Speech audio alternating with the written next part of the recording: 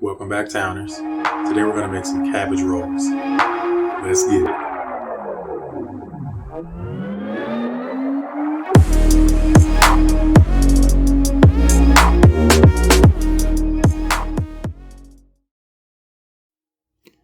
Alright guys, to start off this recipe here, we have some ground beef as well as some ground pork.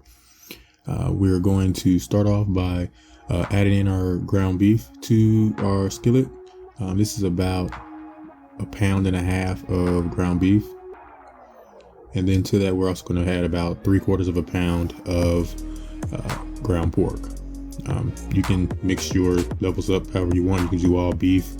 You can do chicken, just whatever meats that you want. But basically, we're just browning up the meat that we're going to use.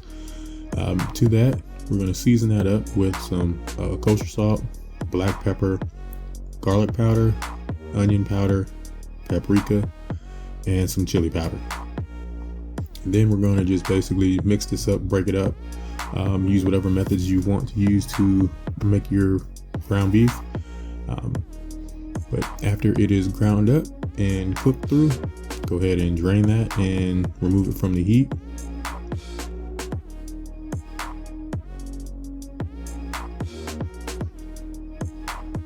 Now we're going to work on our veggies to chop them up. Got my little helpers helping me out on this. They basically were just trying to figure out what this was the whole time. This is some bok choy. You can use whatever vegetables that you want to use to add into this for a filler. I was going to use some coleslaw. Basically chopped cabbage and red onions and stuff, but couldn't. I went to the store and they didn't have any in stock. I think they did, but they were filling the shells and everything, so I didn't feel like waiting. So I just went in and grabbed some additional veggies. But we went ahead and took our bok choy and chopped that up into bite-sized pieces. Once that was chopped up, went ahead and placed that into a bowl and set that to the side.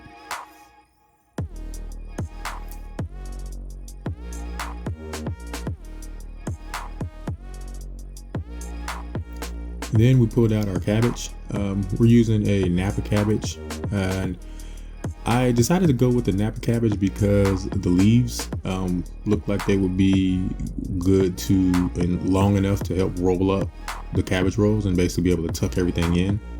So we start off by chopping off the stem portion of it and any of the roots that was available, or hardcore portion at the bottom of it.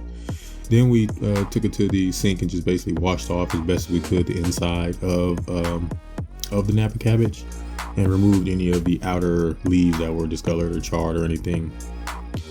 And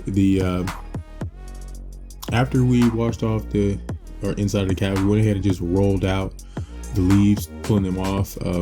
Basically got a little tug of war contest with the kids, but removed all of the leaves from it and lined them up so that way we can blanch them. We got some boiling water, and we just went ahead and placed the leaves into the water, like 8 to 10 leaves at a time, as many as you can fit in whatever. If you use a big stock pan, you can probably do more at a time. But you put them all into the water and boil them for about 45 seconds to a minute, just basically enough to that they become pliable. Once they are pliable and flimsy and everything, you can just take them out of the water and transfer into another bowl so they can drain. You can easily put them in an ice bath to stop the cooking process. But it'd be easier if you stack them up like this when you place them in, stack them up together, so that way you can easily grab them all and pull them out at the same time, as opposed to fishing them all out one by one. That takes a little bit longer. Just a little trial and error for me going through this process. It's not tedious, but it just takes a little bit of time to do all of them if you're doing a lot.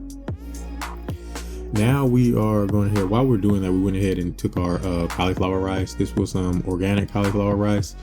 The recommendations advise for this to be cooked for 4 minutes in the microwave. So we just plopped this in for 4 minutes and let that go. Once that was done, we went ahead and started to build all of our filling.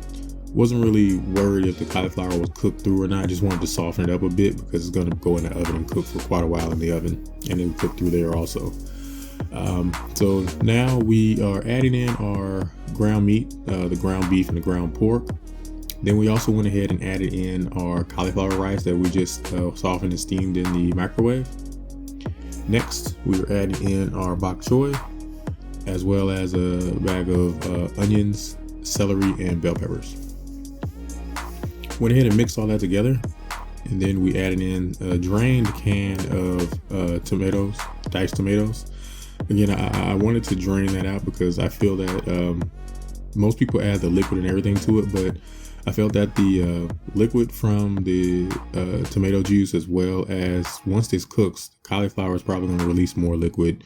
The cabbage leaves are also going to release some additional liquid, and the vegetables and everything. I think it's going to be a lot watery, so I just wanted to drain that.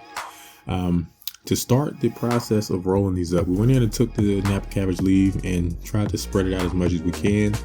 Then we went ahead and spooned about 2 spoonfuls, as much as you think you can fit into the cabbage leaf. Just folded it over and started to roll it up. Once we rolled it away from the stem base layer portion, we went ahead and tucked the sides in like we're making a little burrito and just tried to roll it up. Some of the stuff in sides may fall out a bit, but just try to tuck it under and then just sit it flat on that section, so that way it'll sit and keep its shape.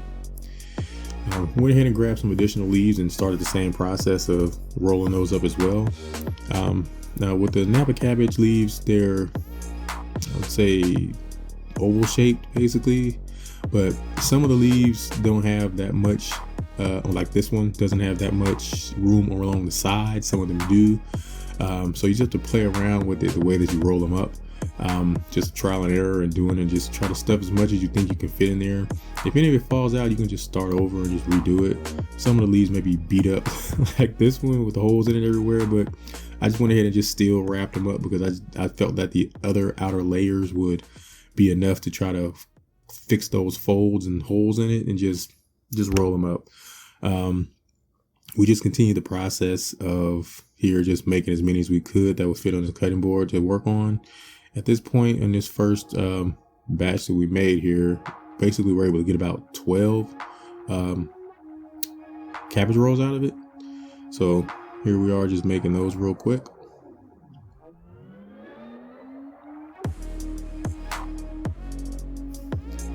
And once we finished making those rolls, we went ahead and got out a casserole dish. My mom got me this for Christmas. It's a Cooking with Thatown2 casserole dish engraved on the bottom. So thank you, Mom. We wanted to clear up some room, so moved the cabbage rolls to the side and went ahead to try to start making or layering our casserole dish to get this in the oven.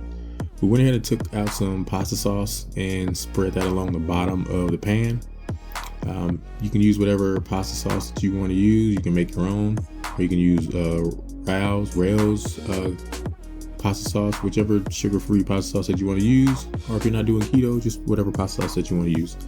But we put the pasta sauce around on the bottom, spread it along the bottom, and then lay down our cabbage rolls, then top those off with some additional pasta sauce. Now when I was doing this, I was like, I still had a lot of cabbage rolls left over, as well as a lot of filling. So I was trying to figure out if I wanted to make a second layer on top of this or make it in another pan, but I didn't feel like wasting 2 pans, so I just went ahead and just made about 15 more rolls and just stuffed them all over top. Top those off with some additional pasta sauce and cheddar and mozzarella cheese mixture. I also did cut up some homies. I chopped up some homies, and I had to get the heat into it. Chopped up some homies and put them in some of them. So I just basically wanted to mark that section of it and just basically put the jalapenos on top of the cabbage rolls in that area, so that way my wife would know which ones were spicy and which ones weren't. Then we went in and took some foil, covered that up, and popped that in the oven at 350 degrees. And we cooked this for about an hour and a half. This is how it looked after it came out of the oven after an hour and a half. It came out looking very nice. The cheese melted everywhere. It looked like a lasagna or something. Truthfully, the way that it was sitting here on the in our baking pan, like some lasagna or some enchiladas. But here we are doing a removal of some of the cabbage rolls from the pan. As you can see at the bottom of the pan, it's a lot of liquid. So from what I said previously, why I drained out the tomato sauce, I felt that there was going to be a lot of liquid in the pan, and it was. So to expedite that or anything, you can try draining it or just drain as much liquid as you can, but it doesn't affect anything. It'll all come out during the cooking process, so it's natural. Here we are doing a taste test. Adding our customary Tabasco sauce to it. We cut up the cabbage rolls here, and here's the close-up of it. You can see nice, soft, tender. You can see the mixture inside. The cabbage rolls, even though they were very, very soft, some of the cabbage leaves were still a bit stringy. So it was kind of hard to work through it was definitely fork tender, but once it got to the portion of breaking it up, it was kind of stringy in some portions. So you may need a knife to work on that, or just you may want to just stuff it all in and just chew it and work through it while you're eating it. The flavor of the cabbage rolls came out great. For some reason, to me personally, this tastes just like spaghetti for some reason. I mean, I know the ingredients that we added into it and the pasta sauce that we added and cheeses and meat, but the cauliflower definitely was like a filler, just to help fill up and mix everything all together. You definitely, that flavor just got mixed in with everything else. Bok Choy, same thing, just another filler, help get some more veggies, and you really didn't taste that at all. But the overall taste of this really tasted like some spaghetti pasta. The cabbage rolls that are at the bottom, those that steamed, basically, cooked in a liquid, those were very soft. The ones on top basically steamed, but they were still soft as well. But being cooked in all that liquid didn't affect the flavor or taste of it or anything. This dish came out really well. Definitely wanted to try this again with some additional fillings. Again, the beef or the pork that was added isn't the main go-to. That you could use whatever type of meats that you want to try this route. But we made a lot of these, so these we're going to basically eat on this all week. You could definitely scale down the recipe to get less on yours. But if anyone has any comments or questions, please feel free to leave them in the comment section below. And as always, thank you guys for watching. Enjoy.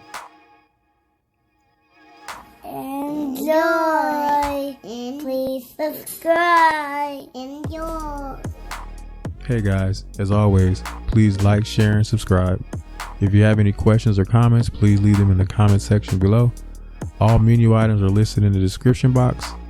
And thank you guys for watching.